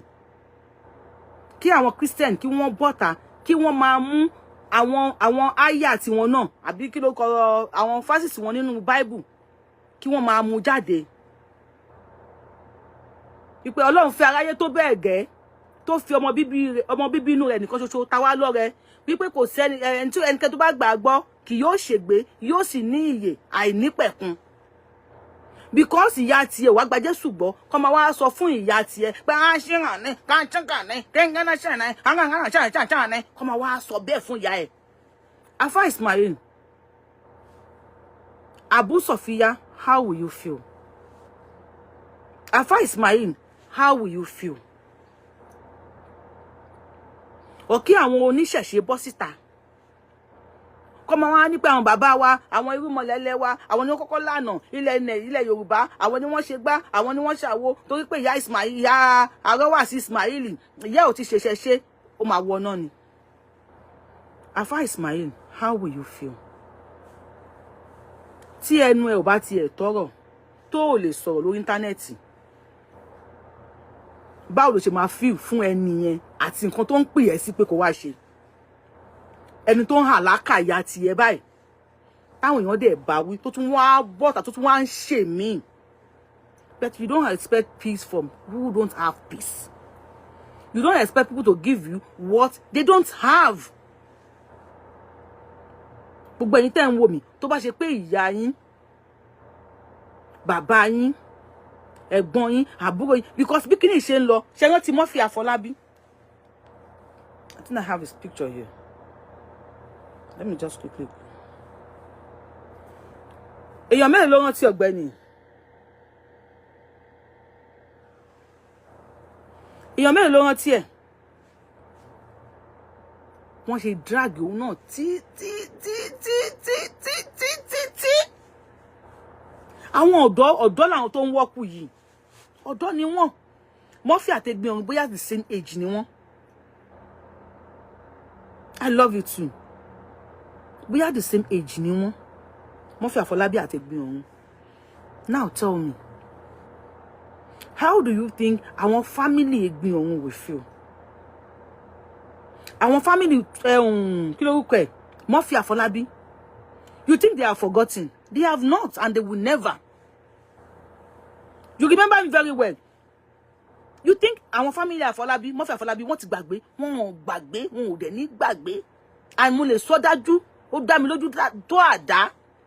Wípé tó bá yẹ pé èèyàn 80 ló ń tẹ̀lé yín nínú family Murphy Afọlábí. Time tẹ́ jáde fún Murphy Afọlábí yẹn, èèyàn 10 máa padà. Wọ́n lè bá lè bọ́ta sọ ní gbangba o. Wọ́n bá padà sẹ́yìn. Because àwọn kọ̀ọ̀kan lọ bá wọn lọ sọ fún wọn pé a sọ fún yín, gẹ́gẹ́ bí ìwà wọn nìyẹn. A sọ fún yín bọ́yẹn máa ń ṣe nìyẹn. Wọ́n á change mind wọn. Mo sọ pé ànábì àná pàǹsà sí yín lára. Ànábì àná yín ti yín á ta. Ànábì máa nà yín tí yín máa yẹ̀. Ànábì á fẹ́ lù yín pa. Ẹ̀yà fà Nàìjíríà, most of you. Ànábì á tó bá pé lóòótọ́ o. Ànábì àná kúlẹ̀ àwùsù bìrábì fàlákì sí yín lára. Ó ní ẹ pèpè sẹ́sìn òun ni.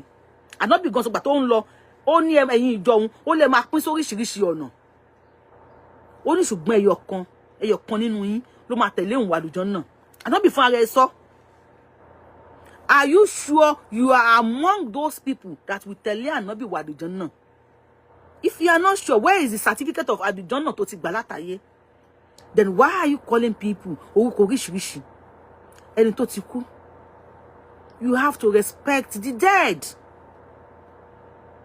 Ìpèpè sí ẹ̀sìn kọ́ lélẹ̀. Ọ̀nà tí èèyàn fi ń pe ìpè sí ẹ̀sìn kọ́ ni eléyìí. Tó bá fẹ́ pè yàn sí ẹ̀sìn, wàá pè é pẹ̀lú pẹ̀lẹ́kùtù. Yes, we have good Muslims. My father was a Muslim, and he died as a Muslim. And not just a Muslim, a good Muslim. A good, intelligent, accommodative Muslim. That believe pé inna dina in the lie al-Islam.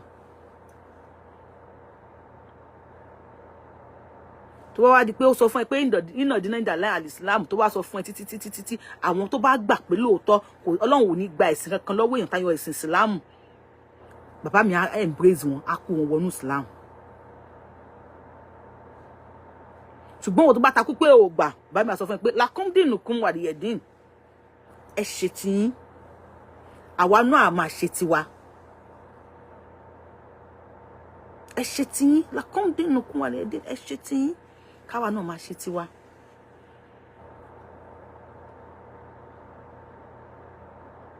Why?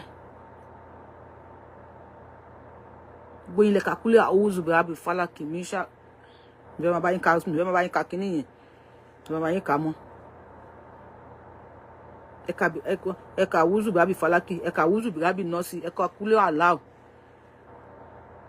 Ẹ náà lè máa ní kule wa Allahu hard. Allahu samadu hard. Lam yalidi wa lam yuladi hard. Wa lam yakun lahu kufuwan hard. Tó bá wá ṣe pé ẹyọ kan náà ni, tí ò lórogún, tí ò lọ́bà kan, tí ò ní PA, tí ò ní secretary, tí ò ní gbá, tí ò láwọ̀.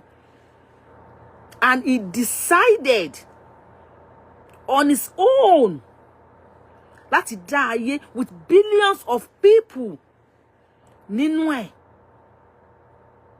Ó wá ní kélé máa ṣe lé, kétọ̀ máa ṣe lé, ìwọ jẹ́ Mùsùlùmí, ìwọ jẹ́ Kristẹni, ìwọ jẹ́ oníṣẹ̀ṣe, ìwọ jẹ́ Hindu, ìwọ jẹ́ gbá, ìwọ jáwo, ìwọ jẹ́ kòkò bàbá àṣàsùn. He decided to make Okay, if you are telling us pé ẹni tó bá ṣe Christian máa wọná, definitely Ọlọ́run ò mọ̀ pé Christian wà láyé nìyẹn o. No. And you call him the omnipotent. You call him the omnipresent, the marvelous, omni-knowers. You call him omni everything. And kò dẹ̀ mọ̀ pé àwọn Christian wà láyé wọ́n exist. Because wọ́n mọ̀ pé wọ́n exist. Ní tó pé máa wọná. If tí kò bá mọ̀ pé wọ́n exist láyé, á jẹ́ pé kò kí n ṣe omi, kò mọ̀ everything tán nìyẹn. See, the creator of the world can create the world and make everybody to do or serve whatever they want in their separate ways. Then why the bully? Kí lẹ̀ ń bully Ẹ̀gbin Ọ̀run fún? Kí lẹ̀ ń yàkàyàkà ẹ̀ fún? Kí lẹ̀ ń pa àwọn ẹbí ẹ̀ egbò tó wà ní ẹsẹ̀ wọn tí ò tí jìnnà? Kí lẹ̀ ń bu iyọ̀? Why are you adding salt to their injury? Kí ló tẹ̀ ń fi igi gún ojú egbò fún àwọn ẹbí ẹ̀? Kí ló tó máa wá sórí íńtánẹ́ẹ̀tì tí wọ́n máa sunkún? Kí ló tó máa mú fóònù wọn tí wọ́n ní lè ṣí fóònù wọn wá sórí Facebook because wọ́n fẹ́ pàdé yín? Wọ́n fẹ́ pàdé ibi tí wọ́n ti ń yàkàyàkà ìyá wọn, wọ́n fẹ́ pàdé ibi tí wọ́n ti ń bú ìyá wọn, tí wọ́n ti ń pè lórúkọ oríṣiríṣi. Ọlọ́run ló mọ gbangba àti kọ̀kọ̀ ẹ̀dá. Ẹ fi Ẹ̀gbin Ọ̀run sílẹ̀. Let her be. Ó ti kú sàárì ẹ̀. Ó ti kú iṣẹ́ ẹ̀. Ó ti kú ìwà ẹ̀.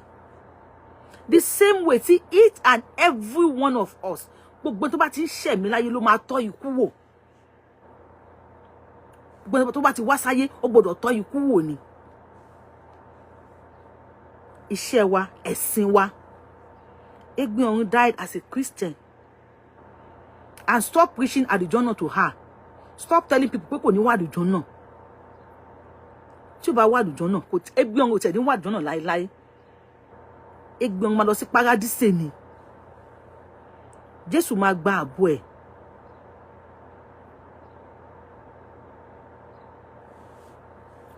Àwọn Christian ti kọ́. Mi rántí àgbọn wọn ní nígbà tí ẹ̀mí mi bá ń lọ, tí kú bá pọ̀jù mi dé, tí mo ń lọ sáyé àìmọ́, mo wo ọ́ níta ìdájọ́, gbà mí o olùgbàlà mi, ìwọ nìkan ló lè gbàlà. Olùgbàlà wọn Jésù ni wọ́n gbàgbọ́. Pé nígbà tí ẹ̀mí àwọn bá lọ, tí kú bá pa ojú àwọn dé, táwọn ń lọ sí ayé àìmọ̀, táwọn bá rí Jésù nítẹ́ ìdájọ́, kí Jésù gba àwọn, gbà mí o olùgbàlà mi, ìwọ nìkan ló lè gbà. They appeal to Jésù. Kò sọ́n bí pé Jésù ló máa gba àwọn. And Jésù yìí, Àlùkùránì sọ fún wa pé ànábì Ìsá ni orúkọ ẹ̀ wà nínú Bible. Tí ànábì Mọ́mọ́ bá máa gba ẹ̀yin tẹ́ jẹ́ Mùsùlùmí, ṣé ànábì Ìsá òun wá káwọ́ kò? Ọmọ wa fi igi ti Ẹ̀gbin Ọ̀run lọ sínú iná. Ẹ̀gbin Ọ̀run gan sùn Jésù. Kí ni wọ́n sọ tán bá gbé Ẹ̀gbin Ọ̀run dé etí sàréè? Táwọn Kírísítẹ́nì bá gbé òkú wọn dé etí sàréè, kí ni wọ́n máa sọ?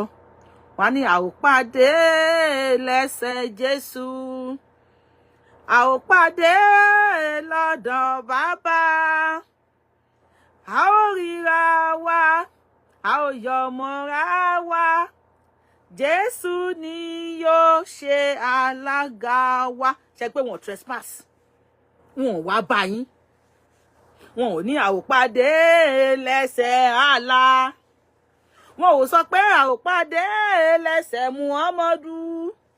Wọ́n ò ní a ó ríra wa, a ó yọ̀ mọ́ra wa, Allah ni yóò ṣe alága wa. They say a ó pàdé lẹ́sẹ̀ Jésù, a ó pàdé, cut them right, lọ́dọ̀ Bàbá, a ó ríra wa, a ó yọ̀ mọ́ra wa, Jésù ni yóò ṣe alága. Làkúndínùkún wàlìyẹ̀dínì. Yẹ̀dínì làkúndínùkún ni ẹ̀ṣì tí káwa náà ṣe tà wá. Egbin ọ̀run ni mo pè fún ẹ ọ̀tọ̀ ìbù kó láì tí ẹ mi ò pè ní ẹgbọ́n egbin ọ̀run ni mo pè fún ẹ so kó láì tí ẹ kó gbọ́ because ọ̀tọ̀ ìbù lórúkọ ẹ ti dé nìyẹn ẹ ti dé you cannot give what you don't have whenever you come even with your comment we shall know you ẹ ti dé nìyẹn you don't give what you don't have.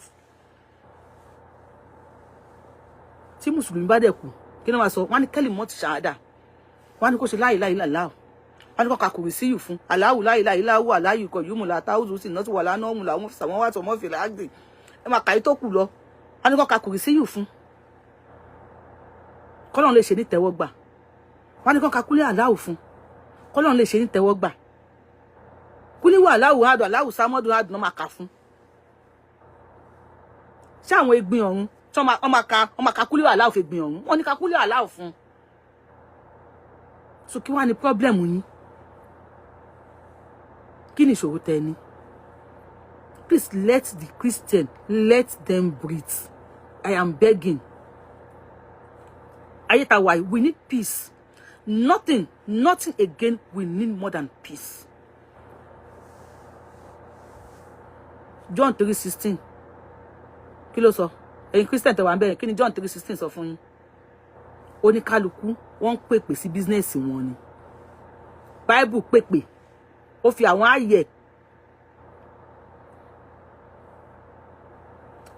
ààyè pèpè orin tí mo kọ yẹn ó fi àwọn ààyè ó fi pèpè sínú Christian fi àwọn àyà Al-Qur'ani òun náà fi àyà tiẹ̀ pèpè sínú Islam ẹ jẹ́ kó máa lọ bẹ́ẹ̀ don't let us fight each other don't let that táwọn family Ẹ̀gbin Ọ̀run tó bá jẹ́ correct family wọ́n lè sue yín wọ́n á sue yín even though there is freedom of speech but there should be limits to freedom of speech kì í pé kẹ́ máa bully èèyàn ẹni tó ti kú ò ní ẹnìkan ní kí ló ṣẹlẹ̀. Ṣé wàá dẹ́yìn tẹ́ bọ́ọ̀tà tẹ́ bẹ̀rẹ̀ sí ní bèbí kí lẹ mọ̀ nípa ìsìn. Àmọ́ kankan. Wa alaikum salam kí lẹ mọ̀ nípa ìsìn tẹ́ bọ́ọ̀tà tẹ́ ṣe ṣòtì ṣé lẹ́yìn blọ́gàsì àtẹ̀yìn mùsùlùmí olóbẹ̀ yóò tẹ́ ìgbádùn àárín yín bá bí kì í ṣe àwọn àfọ́ olórí kórí. Àwọn àfọ́ olórí kórí àwọn àfọ́ aláyébàjẹ́ tí wọ́n bọ́ọ̀tà tó ń ṣàdúrà fún arábìnrin yìí obìnrin ṣe ìtọ́nà fájírọ̀ fásikọ̀ yìí obìnrin áṣíyà múṣíríkà yìí obìnrin múṣíríkà tó ń káfírọ̀ tó ń nàṣírọ́níyà yìí. Mo kí mufti Manchester bá mi lóye mú kí ẹkú iṣẹ́ takuntakun ẹkọ àdúrótì mo kí ṣèkò àbúrọ̀hìmọ̀ ọ̀rọ̀ jẹ́ akárimọ̀ pẹ́ mo kí gbogbo ẹni tẹ́ ẹ pè mí tẹ́ ṣàdúrà fún wa tẹ́ appreciate mi táwọn wí alẹ́ nìkan pè mí jọ Sunday kò pẹ́ tí mo ti mọ́dọ́ sàdé ó ní wáàsí mi òdodo ló wà ń bẹ̀ ó ló gbòdì lára ọ̀pọ̀lọpọ̀ àwọn èèyàn ó ní kí ló dé tó ọ̀gbẹ́sìn yìí ṣọ́fẹ́ sọ Islam di tírè wọn àní ẹ fẹ́ sọ mọ́ṣáláṣí di òtẹ́ẹ̀lì. Kan ṣírọ̀ fà ń ṣírọ̀ kí ń ṣírọ̀ ṣe ń kírọ̀ ṣe ń bọ́nà ṣe ń kírun èmi ò ní kánjú kú àmọ́ tí n bá lọ kí n bá ṣe kán ṣírọ̀ ṣe ń ṣírọ̀ o kí n bá ṣe kán ṣírọ̀ ṣe ń ṣírọ̀ tí n bá wẹ̀yìn tí n ṣe kán ṣírọ̀ ṣe ń ṣírọ̀ tí mo wẹ̀yìn pẹ̀lú kùmọ̀ máa dá ẹlòmíì máa sọ ẹlòmíì ní kùmọ̀ lágbárí mi ò ní kánjú lọ o tí n bá ṣe kán ṣírọ̀ ṣe ń ṣírọ̀ máa ti fi èpè lẹ̀ èpè ó dà pé ti fẹ́ dójú ẹ̀ nísìn anybody tó bá ti mọ̀ pé òun ti fẹ́ lọ kó gbé bàbá burúkú pé ẹ rìkọ́ọ̀dù wọn kó gbé èpè lẹ̀ kó tó ń bá lọ tán ẹ tó bá yẹ káńṣírọ̀ ṣúńṣírọ̀ káńkẹ́rẹ̀ ṣúńṣírọ̀ kó gbé burúkú èpè ọ̀rọ̀ àsọgbẹ̀yìn ẹni tó bá fẹ́ kú àtọ̀run ló ti wá kí yàn gbé àkàrà bí tí èpè kalẹ̀ tí ń bá lọ tán ẹni tó bá ní kí n má forí lóṣù ká tó ṣe káńṣírọ̀ ṣúńṣírọ̀ káńkẹ́rẹ̀ ṣúńṣírọ̀ báyìí ló ṣe máa rí fún bóyá ọpọlọ oníkálukú máa reset bí ọ̀pọ̀lọpọ̀ ọpọlọ oníkálukú máa pé orí àwọn èèyàn á pé wá orí àwọn èèyàn á pé bí a kẹ máa sínkùn mọ àbí kóńdó tàbí pankẹrẹ ó dùn mí pé mi ò ní pọ́ọ̀sì nílẹ̀ yẹn ẹ máa sí pankẹrẹ tó bá da mọ́ àwọn òkú yín àwọn pankẹrẹ ẹ ti rẹ pankẹrẹ ẹ sómi àwọn ẹgbà tó da sí mọ́ àwọn òkú yín ìyá àti sìn o ẹ ẹ tó bá bọ́ra tó bá yẹ kán ṣírọ̀ pán ṣírọ̀ ṣún ṣírọ̀ kan ẹ kọ́ ní pankẹ́rẹ́ lọ́rùn ẹ nà wọ́n kó fò bàlàbàlà pán ṣírọ̀ kún ṣírọ̀ ṣún ṣírọ̀ ẹ nà wọ́n kí tí wọ́n ta bí orí oníkálukú mọ̀ máa pé kí ló dé kí lè gbẹ̀rún ṣe kí ló rà ń gba yín ṣé èèyàn lálẹ́ ó gbowó lọ́wọ́ yín kò jẹ́ kí ẹ bá òun sùn ni àbẹ́wò ni ṣún ṣírọ̀ pán ṣírọ̀ kí ń ṣírọ̀ kí ń ṣírọ̀ kí ló ṣẹlẹ̀ àwọn family yẹn wọ́n need láti stand up they need to stand up or else tó bá ṣe wípé Egbin Orun náà níbi tó ti bú àfáà yìí rí because you know when somebody said gbàtí màá ti ẹnìkan tí mo ń bú ìyá láyé tí mo ń bú ìyá ẹnìkan ọmọ kan tí mo ń bú ìyá lórí íńtánẹ́ẹ̀tì táwọn family àwọn family àwọn máa sú anybody mo bẹ̀rẹ̀ sí ní gbé àwọn fídíò tó ti dárúkọ tèmi tó ti ń bú ìyá láyà mi 2 years ago mo bẹ̀rẹ̀ sí ní gbé jáde pé ó yá náà ẹ wá pa ṣírọ̀ kan ṣírọ̀ kún ṣírọ̀ kan ṣírọ̀. We don't have to be like this. God bless you. Welcome, Mr. Yeni. We don't have to. But thank you, Moki and Yami, Baba, Moki, everybody. Àwọn ọmọ tẹ́ ẹ bá bí. Kẹ́ ẹ tó kọ́ àwọn kíní àgbélélélé yìí o. Kẹ́ ẹ tó kọ́ àwọn ọmọ yín ní ẹ̀sìn. Ẹni ọmọ tẹ́ ẹ bá bí. Kẹ́ ẹ tó kọ́ ní ẹ̀sìn. Ẹ kọ́ àwọn ọmọ yín ní humanity. Let your children know about love. Ẹ jẹ́ kí àwọn ọmọ yín mọ̀ nípa ìfẹ́, love, humanity before any ẹ̀sìn tẹ́ máa kọ́ àwọn ọmọ yín. Your children should be able to know about love. They should know about humanity. They should know they should be able to feel what other people will feel. Tó bá sọ nǹkan bẹ́ẹ̀ yẹn. Àfáà lẹ́gbàá yìí. Ṣé gbogbo àwọn tó wà nínú family ẹ̀ ni mùsùlùmí? Ṣé gbogbo àwọn tí wọ́n wà nínú family ẹ̀ ni mùsùlùmí? Tó bá yẹ pé gbogbo àwọn tó wà nínú family ẹ̀ kọ́ ni mùsùlùmí. Tó bá ní ẹ̀gbọ́n ìyá, àbúrò bàbá, kíní kan, uncle, nephew, kíní aunt. Tó bá jẹ́ ẹlẹ́sìn mi, kan ṣírọ̀, fan ṣírọ̀, kún ṣírọ̀, pẹ́ńpẹ́rọ̀, ṣínpẹ́ńpẹ́, gbogbo wọn máa ṣírọ̀. All his family tí wọ́n kì í ṣe mùsùlùmí. They are punshiro, shenshiro, kinshiro, panshiro. They are pankere. They are all chinshiro. See our family, but anyone but the chasing me. Nínú family, they are the same thing. They should be qualified the same way he qualified Egbin Orun. They should be the same thing. Because you are a Christian now, onira yegbe. Because you are oníṣẹ̀ṣe oníráyé gbé. Let this guy come and tell us. Ìran bàbá ẹ̀ tàbí ìyá ẹ̀ tí agboolé wọn. Ẹ̀gbá ló ti wá o. Ẹ̀gbá ọmọlíṣàbí wọ́n ṣògùn ju Ṣàngó lọ. Ẹ̀gbá ọmọlíṣàbí àwọn agbòǹgbò àkàlà. Wọ́n ṣe périgidi ògùn nílùú wọn. Kó wá sọ fún wa tí ó bá sí babaláwo nínú family ẹ̀. Tell us if you don't have panshiro, shenshiro, kenshiro, quinshiro in your family. Let other religion breathe. And not be unique pepe si ẹ̀sìn ni. Ohun tó ń bá lọ tó ní ẹ pepe sẹ́sìn. After Ànábì ni àwọn sàábé ṣe wà. Táwọn náà ṣe débi kan kó dé pé wọ́n ṣíra. Ṣé ẹ̀yin àfà Nigeria, especially ẹ̀yin small ẹ̀yin children àfà. Ẹ̀yin ọmọ kíkìnkín àfà tẹ́ wà lórí internet, ṣé ẹ̀yin ń pe ìpè sẹ́sìn? Àbí ẹ̀ ń lé àwọn èèyàn kú ẹnu ẹ̀sìn? Live and let others live. Eye fi ayé ni àwọn èèyàn lára. Egbin Orun ni wà àlùjọ náà o. The Christians tẹ́ ń pè mí. Anybody bá sọ fún yín pé ẹ ní wà àlùjọ náà, ẹ sọ fún onítàn pé ẹ reject àlùjọ náà. Me, I reject àlùjọ náà. If anybody tell you, oh, ni wà àlùjọ náà, tell them you, if you are a Christian, tell them you reject àlùjọ náà. Wọ́n ò fẹ́ ó ṣàgbà mo bùn ọ́. Téèyàn bá ń fún yín ní nǹkan tí ẹ bá ẹ sọ fún pé ẹ fẹ́. Ẹ má ẹ̀kan ní yín lára pé oh, ní wà àlùjọ náà sọ fún pé mi àlùjọ náà gangan mi ò fẹ́. What that thing you want to give to me, I don't want it. ẹ sọ fún wọn pé bàbá ànábì nígbà tó fẹ́ kú ànábì ni kò ṣe gbólóhùn kalimot shahada sọ pé la ilaha illallah bàbá ànábì kò sọ because ànábì really pé tó bá sọ la ilaha illallah ó máa wà àlùjánnà but because that baba don't want the àlùjánnà bàbá yẹn ò fẹ́ àlùjánnà yẹn he believes in what he believes ẹlẹ́bọ ni ó dẹ̀ believe nínú ẹbọ ẹ̀ ó ní sọ pé kalimot shahada sọ gbólóhùn la ilaha illallah bàbá tó bí bàbá ànábì òun ló tọ́ ànábì ó lóun ò ní sọ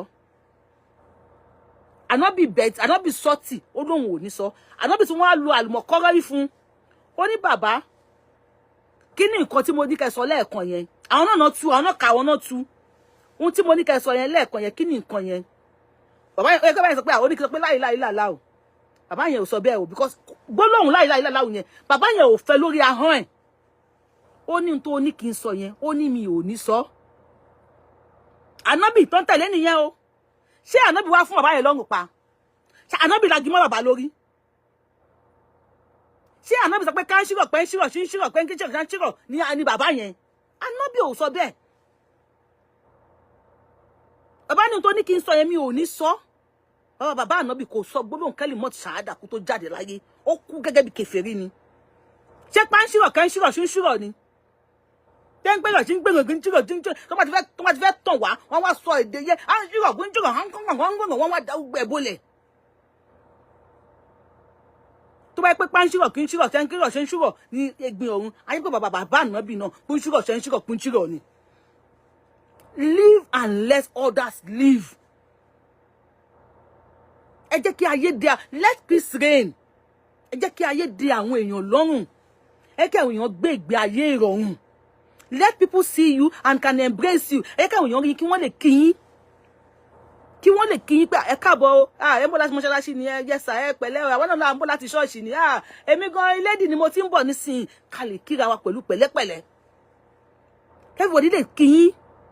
Not pé kẹ́ máa bọ̀ káwọn máa ká ọmọ sáwọ́ sínú ilé ẹ wọlé o. Gbogbo tẹ́ ń ṣe nísìn. Ṣé irú yín nísìn irú àfáà yín sìn ọmọ àwọn amọ́mọ ẹnìkan wọlé pé afẹ́ wá ṣe kíní ní bó ta ni dádì ẹ ọmọ Abẹ́òkúta ni mí ta ni bàbá mi ni àfáà pàǹṣírọ̀ sí ń ṣírọ̀ kẹ́ ń ṣírọ̀ pẹ́ ń ṣírọ̀. And you think a normal ìyá tó dáa we allow that ọmọ kó fẹ́ ọmọ tiẹ̀ a normal obìnrin tó dáa ọmọ àbí bàbá tó dáa àwọn ọmọ wọlé pé ta ni bàbá mi ni àfáà gàlẹ́gbà tó ń sọ pé pàǹṣírọ̀ sí ń ṣírọ̀ ń ṣírọ̀ gbàǹṣírọ̀ àwọn á play video yẹn fún ọmọ ẹ pé ṣé bàbá ẹ lélẹ̀ okay wọ́n wá pọ̀ mọ́ wọn wá jẹ́ kí n rí ẹnu lé ò tí ì ríyàwó o tàbí ò tí ì rọ́kọ o gbogbo tá à ń ṣe lé ni à ń ṣe lẹ̀ torí àwọn ọmọ wa lọ́la ni if bàbá ànábì can reject àlùjánnà I am rejecting àlùjánnà fún àwọn I am speaking on behalf of the Christians I am speaking on behalf of EGBIN ORUN I reject àlùjánnà all the Christians ẹ ní wá àlùjánnà ẹ ṣàmì you will not go to àlùjánnà ẹ Christian ẹ ṣe àmì ẹ pàdé ní paradise pẹ̀lú Jésù yín ni ẹ bá Jésù pàdé ní paradise ẹ pàdé Jésù ní ọgbà ọgbà ìdẹ̀ra láti máa pàdé Jésù. For God so loved the world that he gave his only begotten son, that whosoever believe in him shall not perish but have everlasting life. So if you believe in Jesus, and the Bible has already said, for God so loved the world, Ọlọ́run fẹ́ aráyé tó bẹ́ẹ̀ gẹ́, that he gave his only begotten son, tó fi ọmọ bíbí inú rẹ̀ kan ṣoṣo ta wá lọ́rẹ, that whosoever believe in him, ẹnikẹ́ni tó bá gbà á gbọ́, shall not perish but have everlasting life. Kì yóò ṣègbé ṣùgbọ́n ni yóò ní ìyè àìnípẹ̀kun. Ẹ ní ṣègbé, ẹ̀yin Christian, ẹ ní ṣègbé, ẹ ní ìyè, ẹ bá Jésù jọba, ẹ pàdé Jésù, ẹ bá Jésù jọba, ẹ̀yin àti Jésù ẹ jọ jẹ, ẹ jọ mu, ẹ jọ jẹun wa oúnjẹ alẹ́ Olúwa. Ẹ pàdé pẹ̀lú Jésù Kristi yín. Jésù á ṣìpẹ̀ fún yín.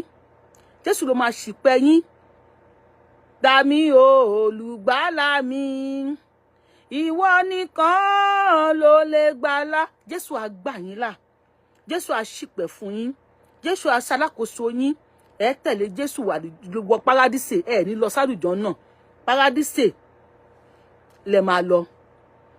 ẹ̀yin tẹ́lẹ̀ jẹ́ Muslim náà ẹ̀yin máa lọ sálùjọ náà ànábì àṣìpẹ̀ yín ànábì ni ó gbà mí là ó tó bá di ní kìyàmọ́ o ànábì Muhammad ni ó gbà mí là tó bá di ní kìyàmọ́ o Muhammad àṣìpẹ̀ tí yín náà.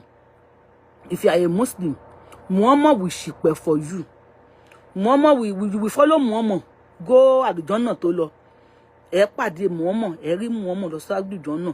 Àwa oníṣẹ̀ṣe náà lágbára ọgbà ìtẹ̀rọ la máa lọ. A máa rí àwọn bàbá tiwa. Àwọn tá a jọ gbé ní ara wa. Àwọn tá a gbọ́ nǹkan tó ń sọ. A máa pàdé Ṣàngó, Ọ̀ṣun, Ọya. A máa pàdé Ògúnlákáyé Ọ̀ṣìmọ́lẹ̀. A máa pàdé Èṣù láàlú ògiri òkò. A máa pàdé Ọbàtálá Ọbàtárìṣà ọba takuntakun lóde Ìrànjẹ. A máa pàdé àwọn òrìṣà wa òrìṣà ńlá. Gbogbo wọn la máa pàdé àṣẹ Èdùmàrè. Ọgbà ìtẹ̀rọ la máa lọ tá máa gbádùn dáadáa. Ẹ̀yin tẹ́ ẹ ṣe nǹkan kan náà. If you are not a Muslim, nor a Christian, nor oníṣẹ̀ṣe, if you don't do any ẹ̀sìn, you have your life to live, oh. Trust me. If you are not a religious person, tó kì í ṣe lẹ́sìn, you have your life to live. Don't let anybody deceive you. You will see your creator. Ẹnìkan ló rán ẹ wá sáyé yìí. Tó bá ṣe ẹ̀sìn kankan, ẹnìkan ló rán ẹ wá sí ayé yìí. You will see that person. If tí judgment day bá wà. If tí ọjọ́ ìdájọ́ bá wà. You will see that person that sent you here. Kí ló dé tó ṣe ẹ̀sìn? Ẹ̀sìn wo wá wá bí ẹni yẹn pé ẹ̀sìn wo gangan lọ́lọ́run bá ṣe. Ẹ jọ̀ọ́, ẹ̀sìn wo lọ́lọ́run bá ṣe. Ẹ bá mi kọ sí comment section. Ẹ̀sìn tẹ́yin bá mọ̀ pé Ọlọ́run bá ṣe. Because we need to know ẹ̀sìn tọ́lọ́run bá ṣe. Don't tell me Ọlọ́run was a Muslim. Because àwọn tán ti wá before Ànábì Muhammad tó gbé Islam dé, they were not Muslims. But Ọlọ́run dáadáa mọ̀ sínú wọn gba Eden according to what you told us. Ẹ̀sìn wo ló gbélé lọ́wọ́? Don't tell me Ọlọ́run was a Christian. Ọlọ́run is a Christian. Before the birth of Jesus Christ, but not teach Christianity. Don't tell me Ọlọ́run is a Jew. Nínú 4,200 ẹ̀sìn tó wà láyé tí Google sọ fún wa. Don't tell me any one of them. Just tell me another ẹ̀sìn tí Ọlọ́run bá ṣe. Thank you so much. To my Muslim brothers and sisters, my Muslim fans, Salamu alaikum wa rahmatullahi ta'ala wa barakatuh. To my Christian fans, oore ọ̀fẹ́ Jésù Kristi, Olúwa wa, ìdàpọ̀ tẹ̀mí mímọ́, aṣàlábò lórí yín, á dúró tì yín, á gbójú yín lọ́wọ́ omijé, á gbẹ̀sẹ̀ yín lọ́wọ́ ìṣubú, orí ni yín, ẹ̀ ní dìrù láéláé. Gbogbo ẹ̀yin oníṣẹ̀ṣe, gbogbo jáwéjáwé, gbogbo wàgbòwàgbò, mo fi Ajíbọ́lá Ẹ̀dàn, ọ̀rọ̀ tó ń gbénu lédè tó ń kún yùn mo fi kí gbogbo yín. Elédùmarè á dúró tì wá, gbogbo irúmọ ẹlẹ́ Yorùbá, wọ́n á dúró tì wá, a ní ṣìṣe, a ní dààmú, a ní fẹnukọ́, a ní fẹsẹ̀kọ́, a ní bùrùbì ká bá wọn jújú ẹlẹ́yà, a ní jójú ẹ̀sìn, a ní kánjúkú, a ní dàgbà ìyá wèrè, láṣẹ Elédùmarè. Elédùmarè á dúró tì wá, á pẹ̀lú wa, peace and harmony. Thank you. Ó dàbọ̀.